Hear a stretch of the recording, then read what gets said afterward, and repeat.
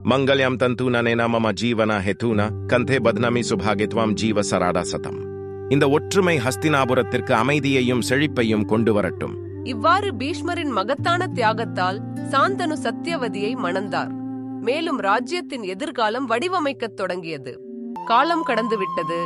சத்தியவதிக்கு சித்ராங்கதன் மற்றும் விசித்திர வீரியன் என்ற 2 மகன்கள் பிறந்தனர்.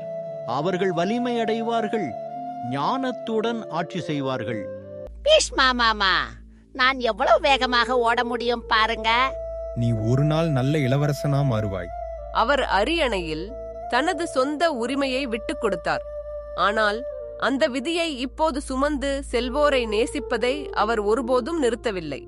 பீஷ்மா, நீ இந்த ராஜ்யத்தின் பலமாக இருந்தாய். என் கடமை ஒருபோதும் தவறாது. வருடங்கள் கடந்துவிட்டன. மகாமன்னர் சாந்தனுவின் பூமிக்குரிய வாழ்க்கை முடிவுக்கு வந்தது. பீஷ்மா, சித்ராங்கதரும் விசித்திர வீரியரும் இன்னும் இளமையாக இருக்கிறார்கள். ராஜ்யத்திற்கு நீ தேவை.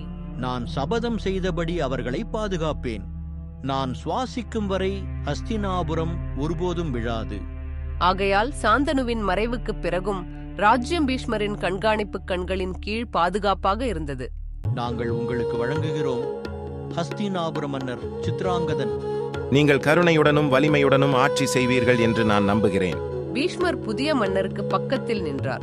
ஒருபோதும் பொறாமைப்படவில்லை, ஒருபோதும் கசப்புணர்வு கொண்டவராக இல்லை, விசுவாசமானவராக மட்டுமே இருந்தார். உங்களுக்கு சிங்கத்தின் துணிச்சல் இருக்கிறது. ராஜ்யம் உங்களை நம்புகிறது. சித்ராங்கதன் வாக்குறுதியுடன் ஆட்சி செய்தான்.